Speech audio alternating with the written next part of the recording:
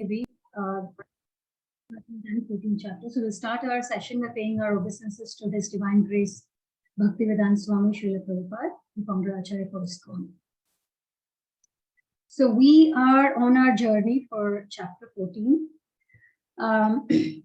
And like we know, chapter 14 falls under the last three parts of Bhagavad Gita, right? The last section of Bhagavad Gita, which is the Gyan Yoga. The first six chapters are for Karma Yoga. Middle six, we went through the Bhakti Yoga, and the last six, focuses on the Gyan Yoga. So in Gyan Yoga, we completed 13th chapter, which spoke about the nature, the enjoyer, and the consciousness. Right? We learned how that chapter started with Arjuna asking 6 questions. So can anybody say what were those 6 questions?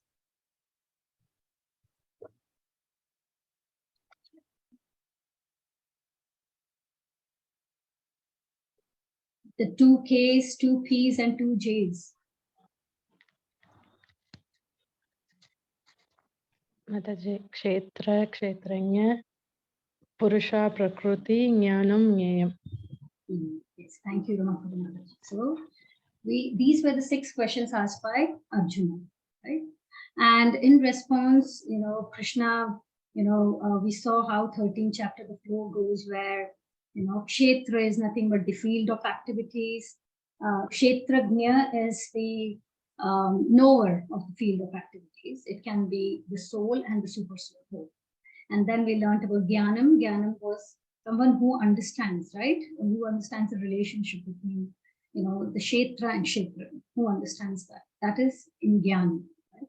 And then Gayam was the object of knowledge, which is the super soul. And then Prakriti and Purusha. So we learned how, Prakriti and Purusha, how it was mentioned that both, Prakriti is eternal, right? And how we learned how it is eternal, the elements, right, are eternal, whereas the manifestation and unmanifestation of Prakriti, that is the material nature, is temporary, right? And then we learned in that chapter how from verse 8 to 12, what are the qualities, right? Jnanam, the 20 elements which are needed, right? To develop that knowledge. Right? And then we learned about, the last, Prakriti, Purusha and their union, which was, which was what we explained. And then the Gyan Chaksha, right? That is the vision of knowledge, the true seer. Who is the seer? The person who sees, right? Super soul in everybody, right? And, what is the result of such, knowledge? That will get rid of this birth and death cycle. So in the end, again, in that chapter, we saw how Krishna highlighted that only the qualification to understand, right, to gain that knowledge, that he says that only my devotee can understand. Right? And then how we stepped into 14th chapter, which is talking about the modes, because so far we have seen, right, from chapter 1, the initial set of chapters itself, we saw that Krishna again and again mentioned about the material modes, right? So in 13th chapter, he also mentioned that, because of the association of the modes, with the living entity undergoes the birth and death cycle again and again, right? That was the 13.22 verse, right? And so now in this chapter, Krishna exactly explains that what is this material nature, right? How they work and how they bind the living entity. Okay, so this is what we are going to learn in this chapter, basically. And we started the 14th chapter last time with so we split the 14th chapter into 3 sections for our ease, right?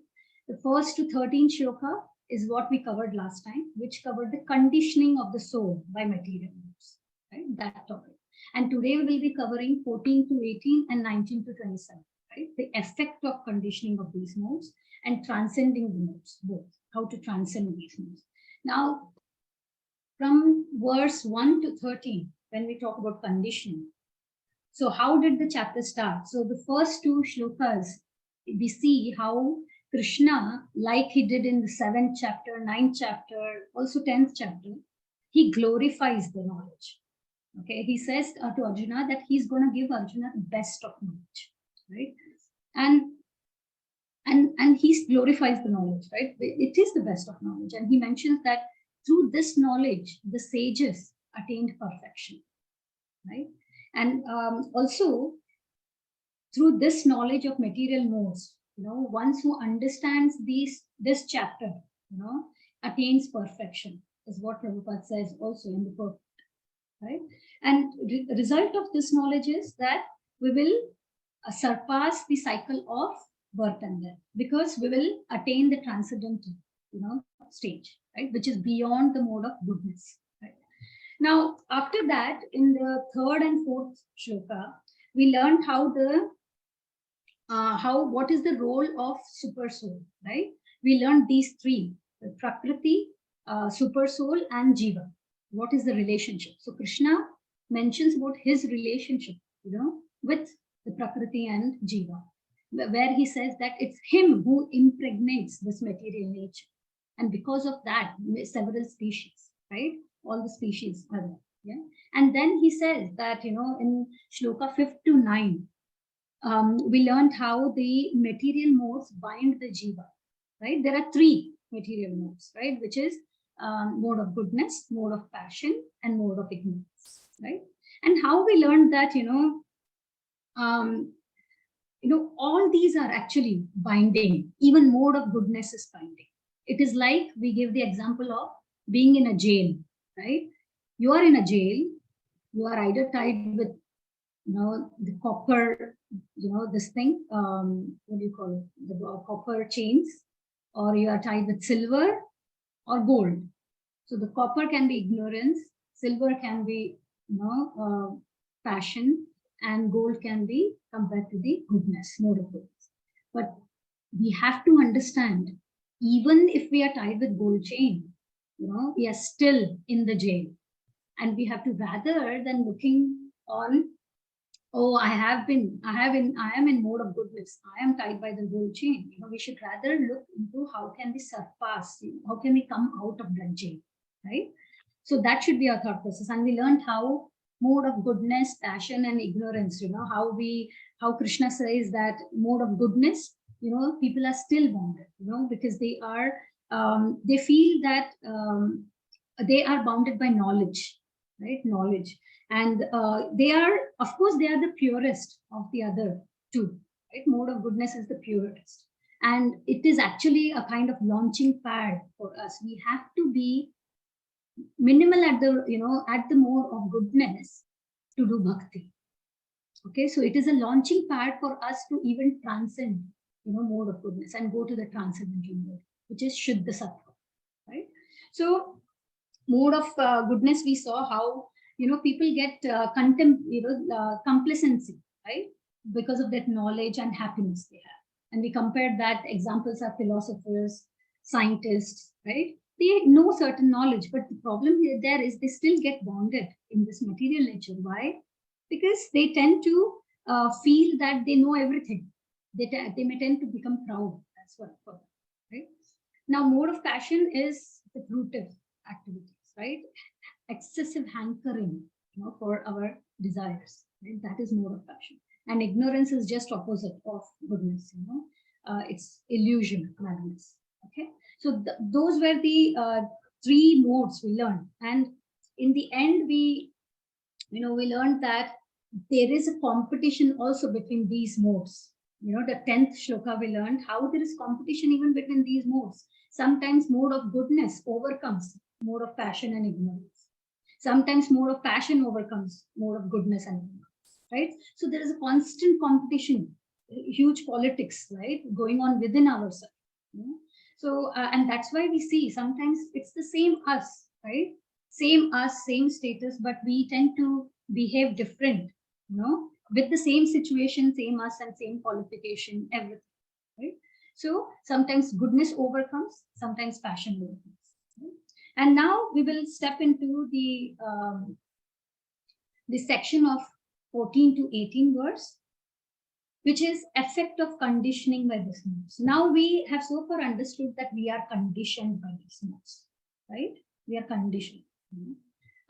it's the modes who are at work, right? No, and I'm not sure if I hope that you all have read the message which I sent, which was showing us the role of the Prakriti, Jiva, and Purusha. You know, there it clearly states, that it's the Prakriti who is at work. And because of our desires, we always have that free will to choose, whether we want this or that. Krishna has always given us that free will. So within that free will, if we tend to choose something which is dovetailing to Krishna, then we can overcome the modes. But if we tend to choose, material, then the modes will be more and more. The modes will be acting on us, right? So we always have that free will to choose. Okay. Now, if we are in this material nature, we have to follow the laws, and this material nature has three modes which it acts. So what are the effect of these, modes? Because we are conditioned. So the first shloka, yeah, this was, again from third chapter. Slowly we would see, once we revisit these chapters, we'll see that these kind of, Krishna always gave a kind of flavor before, also in prior chapters. And I think now with our, higher level of consciousness versus to where we were initially with those chapters, we are able to, contemplate a bit more in these verses and understand a bit more also. Yeah? So this verse is from third chapter, that everyone is forced to act helplessly according to the qualities he has acquired from the modes of material nature. Therefore, no one can refrain from doing something, not even for a moment. So Krishna had mentioned this. See, in prior shloka only we learn how one mode defeats the other. And that's why we say, right, all spiritual activities, it's best to do in the Brahma Muhurta. Why? Because morning time is more of goodness. Yeah. So that's where the goodness defeats passion and ignorance. But once you see, as the day starts, our passion is driven. We continuously have one thing or the other thing in our mind. It drives us, right? There, the passion has overcome. It has defeated the goodness and the ignorance. And in night time, we see, right, that all these kind of illegal activities, like, you see the thefts, the bribery, all of these, like we gave example last time, these happen in night. Right? So these three things in us are actually running the show, but we think that we are running the show, right? And if we want to really run our show of life, then we need to work more on increasing the content of goodness in ourselves. Because it is only at that goodness level that we can transcend to Shuddha Sattva.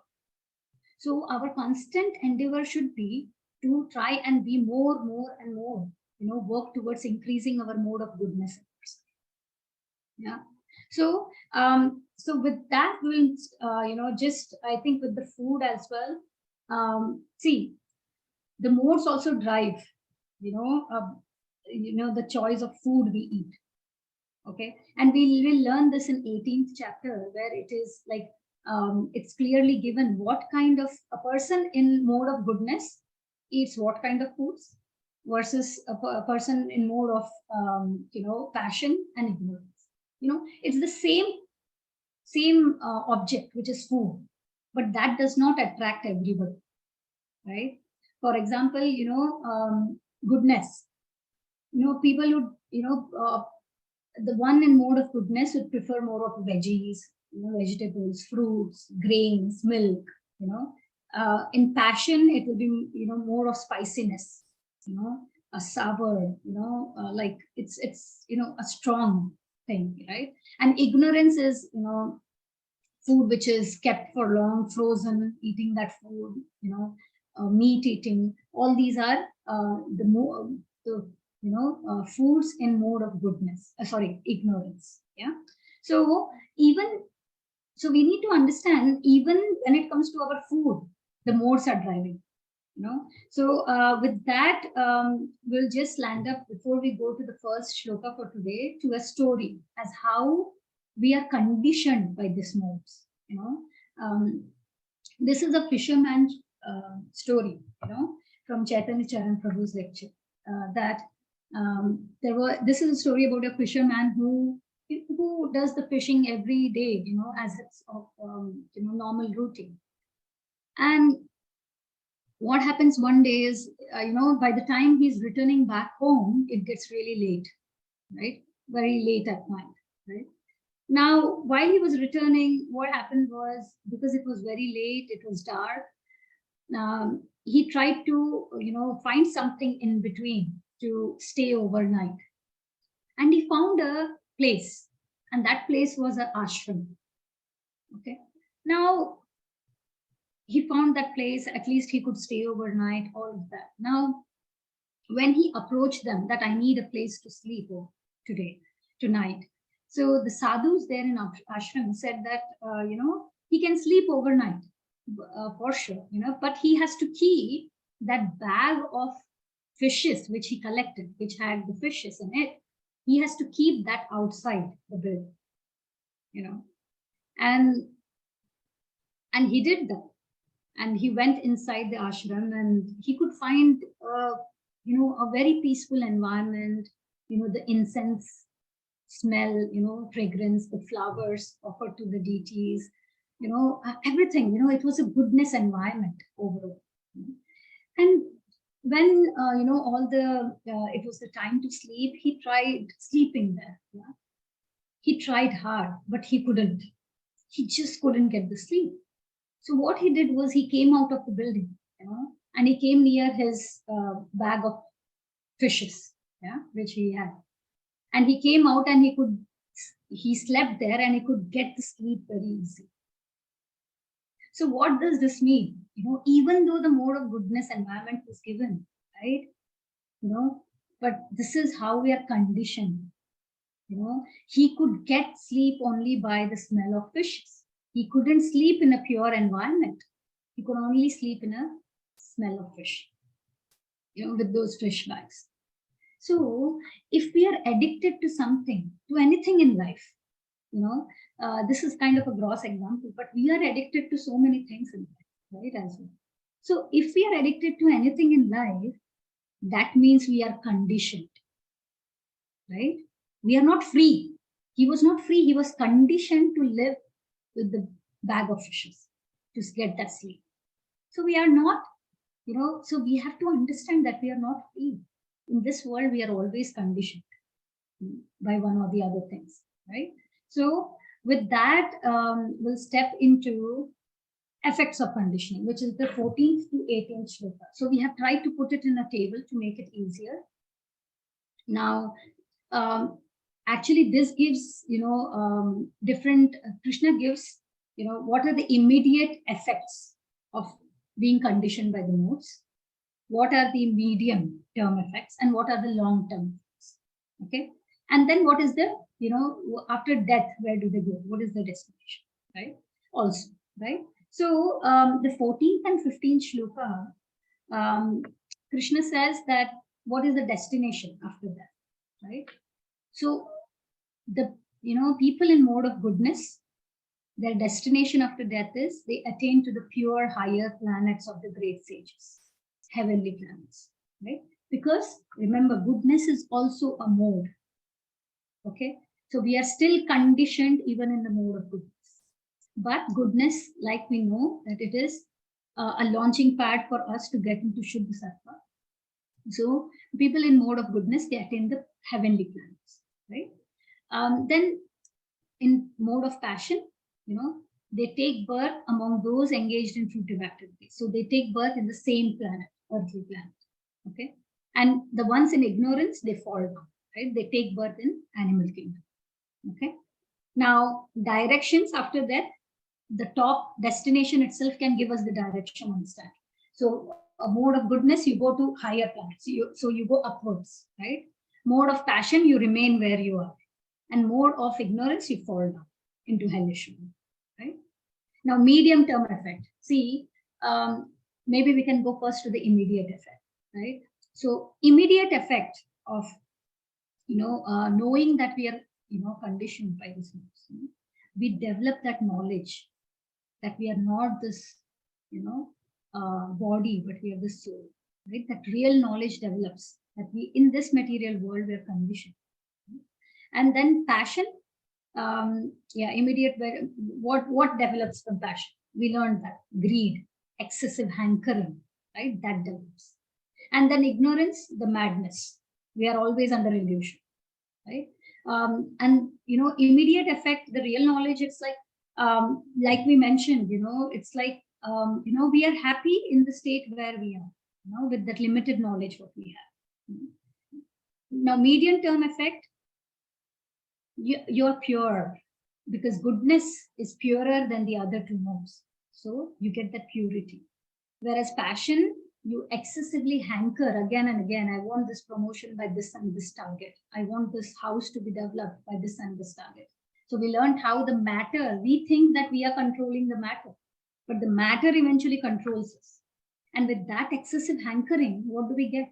Misery, right? And ignorance is foolishness. We know that, right? They are lazy. They are lazy, crazy, and madness is ignorance, right? With increase in our mode of goodness, what happens? Like we see, the medium term effect is purity. So with increase in mode of goodness and with that consistency, if we follow that, right, our false impression that we can control things goes away. And the tendency of enjoying everything goes down as well.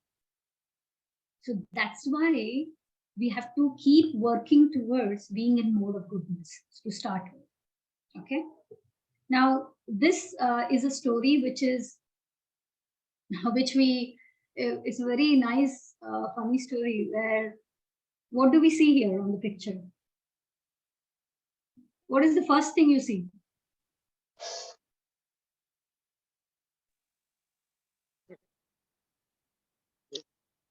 God, Krishna in that a guy hanging to tree and two rats or something that, and snakes, elephant, tree, honeybees, and some What not? gods. What not? Yeah. Right. So see, this is actually our condition, in this world. We see that a man is hanging on the branch of the tree, right? Now he's in a condition where the branch of the tree is about to fall down. The rats are in there, taking it out, and the elephant pulling, right? Pulling the trunk, right? So the elephant is pulling the trunk, the rats are, on top of the branch to make it more weaker. If he wants to jump down, he cannot, because there are snakes. You will be catching over, the snakes will be catching over. And there are honeybees which are biting him, sucking his blood everywhere, right? Now he's in such a miserable condition, right? But what is he trying to do in that miserable condition? He's trying to enjoy the drops of honey which is falling from the honeycomb, right? And he's seeing, so Krishna is giving his hand, but he doesn't want that, because he feels he's enjoying, he's getting that happiness by just sucking some drops of honey. And this is actually, our condition in this material world. We have danger all around us in this material world.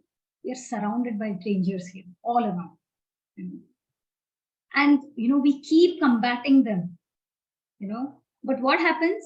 Those few situations where we get that happiness, it's like that few drops of honey from the honeycomb.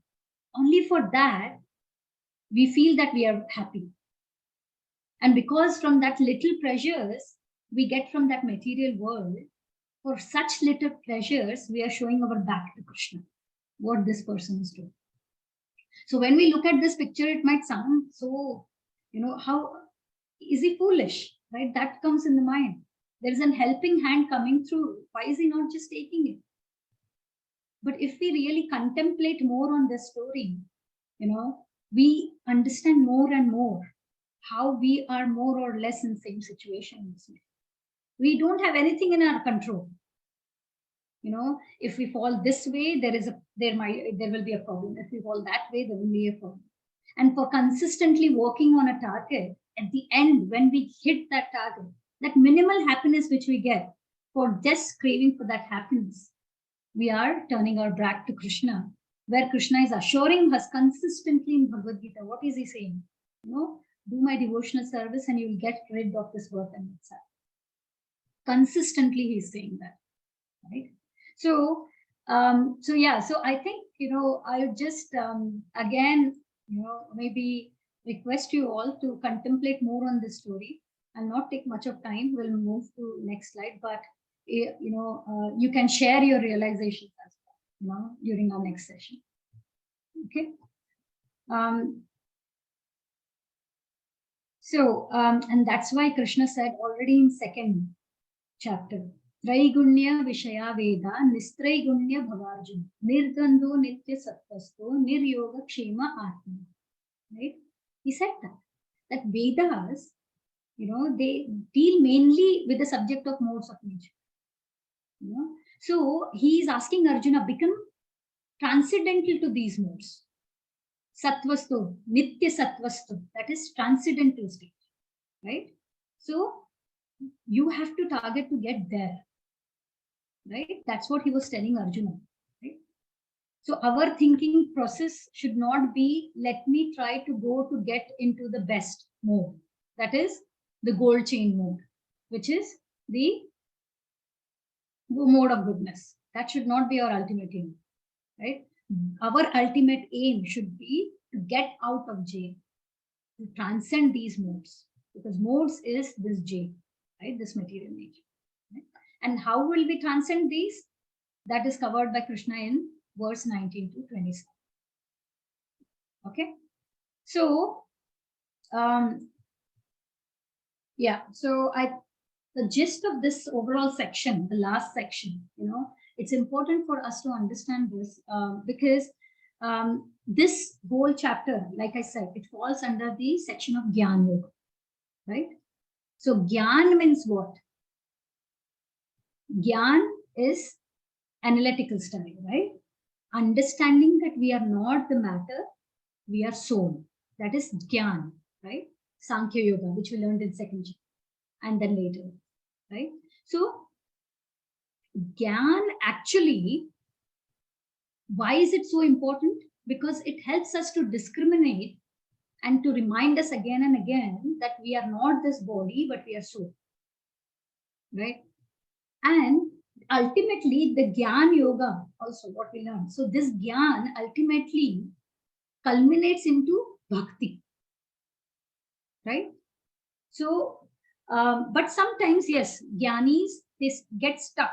Once they start analyzing the matter, they get stuck with that, analyzing itself without realizing the supreme personal aspect of Krishna. Because they are analyzing and they are stuck just with the Brahman aspect, which is the Brahma Jyoti aspect. Okay. So some reach supreme destination, by understanding the personal aspect of Krishna, especially with devotee association. Any path of the yoga ladder, with the devotee association, they can go to Bhakti. Okay. And, similarly, some jnanis reach the ultimate destination, which is personal aspect of Krishna, the Bhagavan aspect. But some, they get stuck with the Brahma Jyoti aspect. Okay. But overall, what, the gist of this section is that Gyan stresses discrimination. Discrimination ultimately leads one to appreciate that he is not the body. And also, Krishna is supreme. And that he should take shelter of Krishna to become free. Thus, Gyan is a path that culminates into Bhakti. So this understanding, see the first lesson itself which Krishna taught in Bhagavad Gita in second chapter was that we are not this body, we are soul. And this understanding is very important. This is like a precursor for us to start Bhakti. Okay. And see, I think we kept on hearing this also, right? Throughout Bhagavad Gita so far. But the more we contemplate on it, the more we will see how we are becoming less that tendency to enjoy self. You'll see that. Okay, it's like experiential because it's a gradual move. Okay, so with that, yes, so maybe I can have Hare Krishna Prabhuji, can you read this? Seeing the modes as doer and the Lord as transcendental. When one properly sees that in all activities no other performer is at work than these modes of nature, and he knows the Supreme Lord, who is transcendental to all these modes, he attains my spiritual nature. Bhagavad Gita 14.19. Thank you. So one who sees properly that who is at work, it's not us, which we think. It's the modes which are at work. You know. So two factors. One who understands that it's actually the modes, the prakriti, which is at work. And, you know, who understands that Supreme Lord is, Krishna is transcendental to these modes. Krishna is saying, he's confirming this and giving here, you know, as a declaration that he will attain my spiritual nature. And again, when, see, only modes are at work. How can we understand we are bound? See, before coming to bhakti, did we know? You know, did we know before we came into bhakti? You know, that you know it's modes which are controlling us. No. See, only through scriptures like Bhagavad Gita, Srimad Bhagavatam, these scriptures make us realize that we are bound by this nature. You know, because they, like we learned, you know, a man understands that these modes are what? They are subtle forces within us, which force us to do a particular activity. You know, sometimes it forces us to do an activity which is in mode of goodness. Sometimes it forces us to do in mode of passion. You know, the modes not only bound, but they also make us blind, right? By forcing us to do something. There are many things where we don't want to get angry, right? We, you know, but we tend to, you know, it's like we get blinded, you know, because that mode of passion or ignorance is defeating that. And once we know that we are bound, what happens? Why this knowledge is important? Why is Krishna saying one who understands this chapter or, you know, this modes of nature will attain perfection? Why? Because once we know that we are bound, we will try to get out of these influence, right? And we get that kind of impetus within us to understand more in depth as what is binding us and who can help us to get out, right? It's like compared with an ocean waves, you know, the ocean waves are, you know, they keep hitting the man, you know, struggling in the material ocean. You know? So when he gets the hand, you know, he should take the support, you know, of the boat. And external help can only save that person. Even if the person is an champion in swimming, a gold medalist in swimming, the person can't help himself. He needs an external help who needs to get that person out of that ocean. And that external help we saw in that picture. Krishna is, you know, more eagerly waiting for us to go back to him than we are. Only by the help of Krishna we can become that gunati. What is gunati? That we become transcendental to these modes, and we, in the end, we go to Krishna. Okay, so this understanding, this knowledge that it's modes who are at work, not us. That is crucial for us to understand we are bound and to keep putting that effort to, you know, to come in the platform of mode of goodness. You know, more and more endeavor for it. Yeah. And we learned this, right? So what is our role as a jiva? Of course, we think we control, but our role is we desire, right? We discussed this last time also, right? And we discussed this in 3rd chapter, 5th chapter, that all jiva desires. Only thing we do is desire, you know, and based on that desire and what we deserve, Krishna then grants it, right? And then once Krishna grants it, whatever the order comes from Krishna, the material nature executes it. Okay, so, and that's why it's very important what we desire. That's why it's all about consciousness. It's Krishna consciousness. It's about desiring, how to dovetail your desires to Krishna so that the modes act on us less and less. The more we dovetail our desires to Krishna, the more the modes acting on us will reduce. Yeah. Hearing the result of surpassing the modes, now Krishna is saying that, he said that before also, right? In third chapter that, ahankara vimudatma kartaham iti manyate.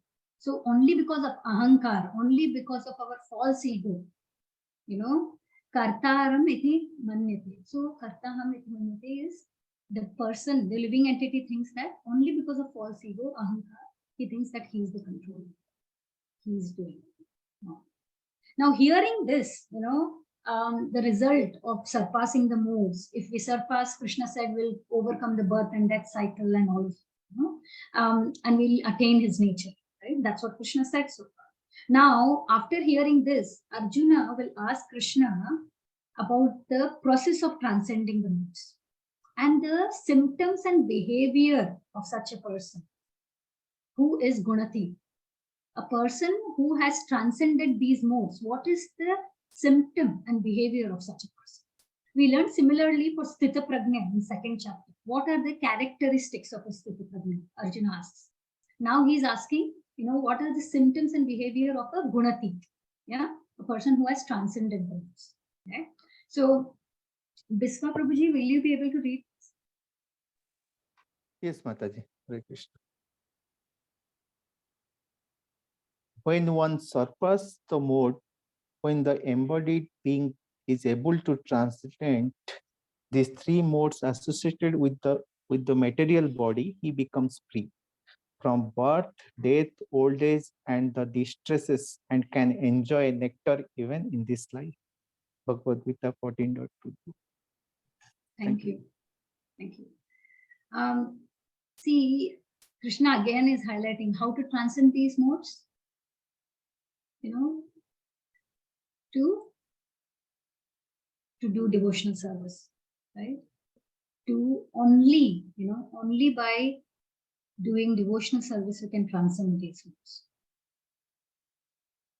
Yeah. And once we are able to transcend, what will happen?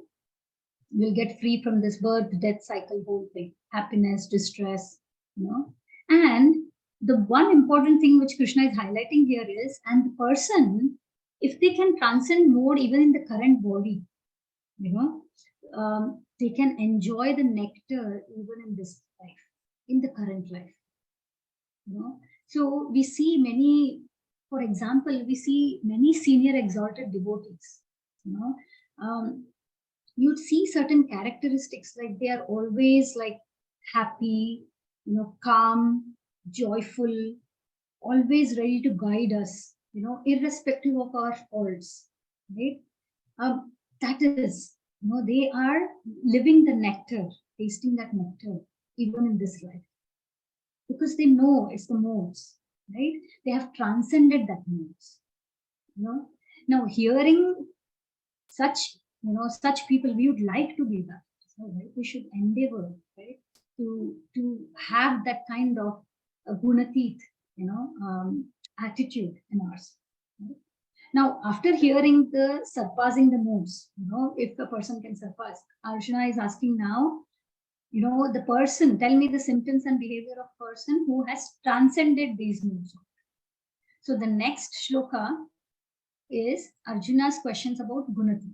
Arjuna inquired, "O my dear Lord, by which symptoms is one known who is transcendental to these three modes? What are the symptoms? What is his behavior? And how does he transcend the modes of nature?" Right? So three questions: symptoms, behavior, and how does he transcend? Okay, and the answers for each of these, will be here. So symptoms are answered in Shloka 22. Behavior is answered in 23 and 25. And process of transcending the mode is answered in 26th verse. And that's 27th verse is the last verse of the chapter. Yeah? So first, let's go to 22nd verse, which talks about the symptoms of a person who has transcended this mode, right? these three modes, which is a person, Gunatit person, right? So Jyoti Mataji, can you read this? Hare Krishna Mataji. Yes. Symptoms of Gunatita. Gunatita, right? So the Supreme Personality of Godhead said, O son of Pandu, he who does not hate illumination, attachment, and delusion when they are present or long for them, when they disappear. Bhagavad Gita 14.22. Purport, the quality, yeah. The qualities of the material modes in the body will act, but as spirit, soul, the self is aloof from such activities. How does he become aloof? He does not desire to enjoy the body, nor does he desire to get out of it. Thus, transcendently situated, the devotee becomes automatically free. He need not try to become free from the influence of the modes of material nature. Hare Krishna. Thank you. Thank you. So now we're talking about the symptoms. So Krishna is saying such a person who is a Gunathi, symptom is that person is kind of equipoised, right? This is the word we learned before as well. You know, the person does not hate illumination, means it's like neither, bhoga nor tyaga. It's like not about behind everything and not about, just leaving everything. No, because this person acts at the level of soul, and how is he able to keep himself aloof? By not hating illumination, by not having, hating attachment also, right? Nor delusion. Because neither he enjoys nor wants to get out of it. It doesn't matter for him. For example, say we are influenced by a kind of mode, like say passion or ignorance. Like I mentioned, say the same example that we get angry, right? Before in our life, before we understand that the modes control us, before we just get angry. And when we get angry, we rather always had the attitude that the person opposite is wrong, right? And just a straightforward blame on the other person. We wouldn't introspect. We wouldn't. But once you are in bhakti, we realize, we observe that these thoughts, when we are trying to get angry, and see when we get angry also, we kind of realize these thoughts, and then we understand the influence of these modes, how we got driven by that particular mode of passion or ignorance, and which made a burst out. So we start introspecting the whole scenario, very scrutinizing. And then we also tend to understand that, okay, some part of it I was also at fault. Fault so that there was a reaction. So observation within for us, it starts coming in. As we keep observing, we start learning to say that next time when I get angry, a similar situation happens, I kind of observe it beforehand. And I try to push back the more, say, no, I'm not, I'll control my anger. I'll not behave like, maybe the next few times you are still not successful, you burst out, but you will see that the level is coming down, your self, observation is increasing. And we'll start learning to say, when this repeatedly happens, when we repeatedly start saying no, then we can eventually get control. So with the power of bhakti only, we can repeatedly avoid the influence of modes on us. And that power we only get when we are performing the devotional service. It's not artificial thing, So with the power of bhakti only, we can repeatedly avoid this. The more activities we do in bhakti, the more start lessening their effects on us. Okay, and when the effects are lessened, whatever comes on our way, we start having the mindset and we start understanding the situation that, okay, this came in, when there is happiness which comes in, we don't really, like Gyanis, we don't purposely put ourselves into distress, right? We enjoy every fruit, we enjoy everything, not like Gyanis, we tyaga. No, bhaktas, we enjoy everything, but we offer that to Krishna and enjoy, right? So we are increasing, when we increase our bhakti and we dovetail our things, our desires also to Krishna, then, we'll start seeing the effect of these moves being reduced. For again, an example, say a person will not be happy to restrict himself, right, from food. Say, for example, a person is having diabetes. The doctor has prescribed, not to have certain foods, but the mind of the person, drives, we feel that ourselves, it drives us crazy. Unless you don't pick that and taste it, your mind is everywhere. You are like, you feel so helpless, right? So modes, that's the mode. The modes drive the mind crazy. But only when the person develops the higher taste, the person, param drishtva nivartate, that was in second chapter, right? So only when a person develops a higher taste, the crave will go down. Okay, that higher taste we learned is by bhakti, param drishtva nivartate. That param drishtva was by bhakti. We'll have the other, materials, that longings, coming down, right? So unless we don't have that param drishtva nivartate, we cannot control, because we have, for example, now that most of you, almost all of you joined the morning japa session, right? Now tell me, when you do the japa in the morning versus any time during the day. And if I tell you that going forward, maybe you are only going to do it in the day, how would you feel that? Do you feel the difference in the taste? That morning chanting versus any time during the day. Yes, Mataji, there is difference. Yeah. So you have developed that higher taste for morning chanting, morning japa, right? We tend to do it. And, whereas normally you see that it is like, other people are in mode of ignorance, they would be still sleeping and, factors. So because we have developed that higher taste, something lower than that is not as tasty for us as that, right? So that higher taste we need to work on. Okay, so with that, we'll go with the behavior of such a person. We have kind of given examples of, each of these qualities before as well, but maybe we can walk through quickly. Kavya Mataji, can you go through this? Yes, Mataji. Behavior of Gunatita. Bhagavad Gita 14.23 to 2-5. Neutral and undisturbed by the reactions of modes, knowing that the modes alone are active.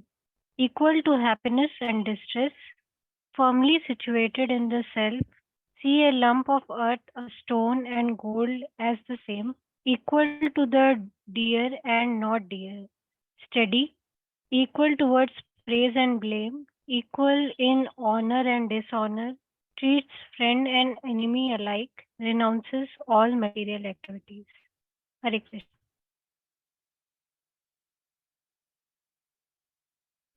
Mataji, you are on mute. Thank you. Sorry. Thank you. So, yes, again, the neutrality, the equipoised, right? Undisturbed, right? When something, for a devotee, will see, when you meet a senior devotee, a pure devotee, you will see that when difficulties come, they take it as, also that as Krishna's blessing. They say that I was supposed to get more, but Krishna's mercy is so much that he has given me less. Right? The approach they have, and that makes them fight, better and will be less disturbed also. And when happiness comes, the whole credit goes to Krishna. It's only because of Krishna's mercy. And that's why they're equal to happiness and distress, anything material like gold or something, a precious stone, it's like they see it as a matter, not something which can help them to go to their ultimate goal, right? So the key thing here is also steadiness, right? Steady, I think that is the main thing, being steady in our devotion, being determined, like that sparrow. Remember sparrow story and the Garuda story. The key thing in bhakti, we may get started with a lot of energy, but that steadiness, in the devotion, that is the key. Because only that will keep cleaning your heart. Otherwise, what happens is in a house, you say you will do the grooming, for days, right? Every day, when you are really active. And then, you are not as determined to keep the house clean, at certain time point. Then, it starts, the dust starts back, the layers of dust starts back. So the steadiness is the key, Cheto Darpan Marjanam. That's what Chaitanya Mahaprabhu says, right, in Shishnashtam. So, only the Harinam is cleaning that dust on the mirror, right? So such a person may see a Gunatit person may also be working in this material world and doing all the activities like a normal person does in this material platform. But the difference is the consciousness. This person will have a consciousness of a devotee versus a person doing the same job, but the consciousness is more materially driven. The devotee in which he is working is different as he is working on, dovetailing things to Krishna on that platform, knowing that he is servant of Krishna, right? And he engages, he does what is needed to keep his body and soul together, but not about, driven or, excessive hankering. It's not passion, right? Not passionate about it. The passionate will be more, I'm passionate to wrap up this quickly so that I can do my services to Krishna. The passion should be diverse towards Krishna, along with the normal activities, right? Right. So that is a devotee's goal. Now we will, in the 26th verse is very important. We gave this, I think, for the recitation as well. So would anybody like to read this? Yes, Mataji. A pure bhakti is a process of transcending modes. Mam cha yo bhyopi bhakti yogen sevate sa guda na samati yetta na brahma bhyay kalpate. One who engages in full devotional service, unfailing in all circumstances, at once transcends the modes of material nature and thus comes to the level of Brahma. Bhagavad Gita 14.26. Hare Krishna. Thank you. So Mam Chayo Bhadyacharena, right? Avyabhicharena, what is that? Without fail. Mam, to me. One who performs, engages, in full devotional service, avabhicharena, that is without fail. Bhakti yogena sevate, by bhakti yoga, right? Devotional service. And it's sevate, it's not just devotion, it's service. Yeah. So sevate. So the next one is the sagunan samititheta, right? So Gunan is the material modes. Samitithyatan is transcending. Brahma Bhuyaya Khalti. He comes to the level of Brahman. That is the spiritual platform. Here Brahman refers to the spiritual platform. Right? So here the word Bhakti Yoga is used together. It's a Jnana Yoga section, but Bhakti Yoga is used together. So it's devotional service. And what does Krishna says? Unfailing. Unfailing means without pause, in all circumstances. And this is the key, because we move our priorities, right? Because sometimes, no, not letting, our, devotional service ever being less priority, not letting its priority go down based on circumstances. So unfailing in all circumstances. Yeah. See, by continuous practice, I tell you that when we say that unfailing in all circumstances, this is not something, again, it will come overnight, right? It's a gradual process. We would see that when we started bhakti, we felt our day to be packed. I don't know how many of you did you feel that I don't have time for chanting, for reading, for hearing, for these activities, because my day is so packed. Have any of you felt that?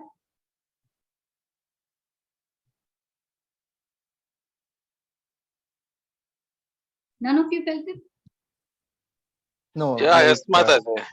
yeah, Right. I think it's natural, right? Because we feel Correct. our days are so packed with our day-to-day tasks.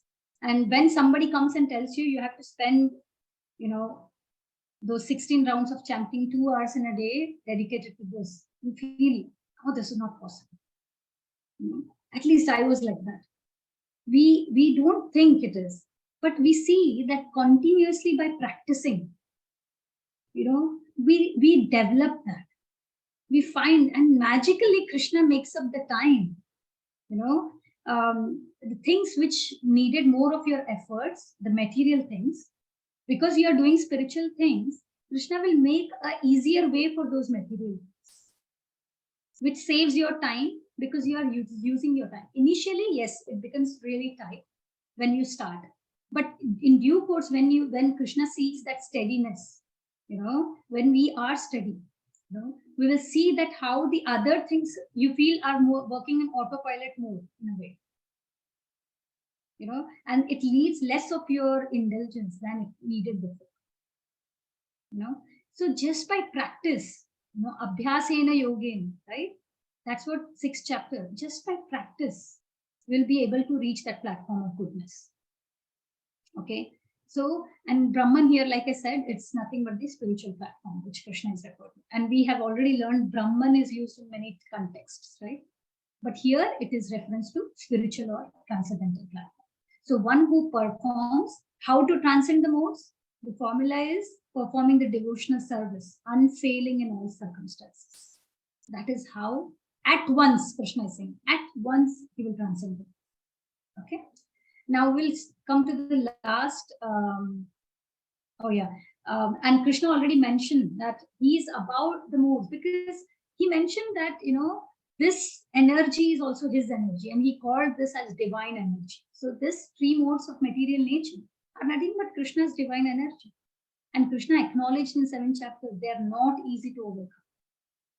But who only by surrendering to Krishna, they can come. So he already gave the, us the pre-thing, in 7th chapter. And the same thing, we only bhakti can make us, overcome this. Okay.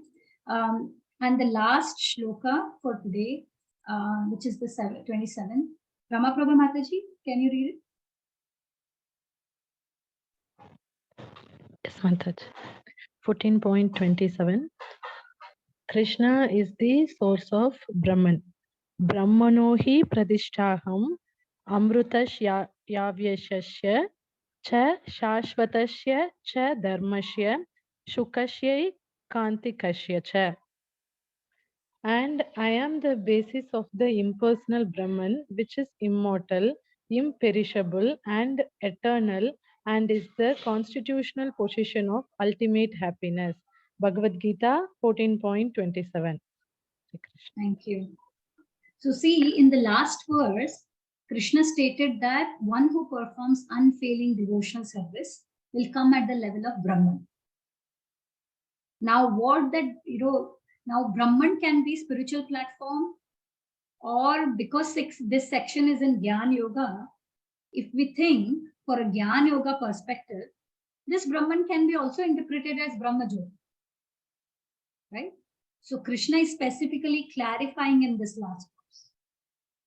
He clarifies in the shloka that even if we think that that Brahman is Brahma Jyoti, it is still situated on Krishna. Krishna is the basis of that impersonal Brahma Jyoti. So we have to understand that there are different levels of happiness. Even see Brahmavadis who focus on Brahma Jyoti, they also enjoy happiness. But their knowledge is not complete because their knowledge is only at the level of Brahma Jyoti. Not Paramatma or Bhagwan. But a devotee, has the idea of, has the knowledge of all three aspects: Brahman, Paramatma, and Bhagwan. Okay, so the happiness of a Brahmavadi when they attain a Brahma Jyoti, there is happiness, yes, there is bliss, but it's not complete, not higher level of happiness as compared to a personal aspect of Krishna happiness, which is the Bhagwan aspect. Okay, so this shloka highlights that even if we think Brahma Jyoti, but Krishna is the basis for everything, even for that Brahma Jyoti. Okay, so just last thing from the purport. Reshma Mataji, can you read?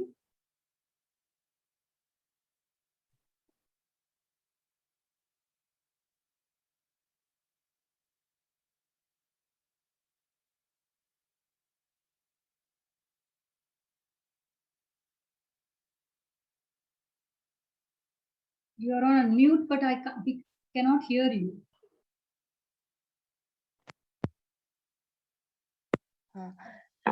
Krishna is the source of Brahman. In Srimad Bhagavatam, it is stated that although a person may rise to the stage of impersonal Brahman without going further with no information of the Supreme Person, his intelligence is not perfectly clear. Therefore, in spite of being raised to the Brahman platform, there is the chance of falling down if one is not engaged in the devotional service of the Lord. The Supreme Lord is full in 6 opulences, and when a devotee approaches him, there is an exchange of these 6 opulences. The servant of the king enjoys on an almost equal level with the king, and so eternal happiness, imperishable happiness, and eternal life accompany devotional service. Therefore, realization of Brahman or eternity or imperishability is included in devotional service. This is already possessed by a person who is engaged in devotional service. Bhagavad Gita 14.27. Thank you, Mata. Thank you. So, yeah, I think we just mentioned that a devotee, the last statement here, devotee realize all the 3 aspects. That's why they are in the highest Sat-Chit Anand, that phase, right? Sat is eternal, Chit is full of knowledge. They have full of knowledge because they have knowledge about all the aspects, right? And Ananda, full of bliss, right? So, yeah, person who is in Brahman platform, yes, they are, they do not have the full knowledge, and that's why, see, in Brahma Jyoti, you have the bliss factor, yeah, but there is no activity. Whereas a devotee in the Bhagwan aspect, there is consistent activity for us to serve Krishna. That's why, because in Brahma Jyoti, in that platform, there are chance of falling down because they are not engaged in any activity to Krishna. That's the thing. Yeah. So with that, I think we will, we have come to the end of today's session.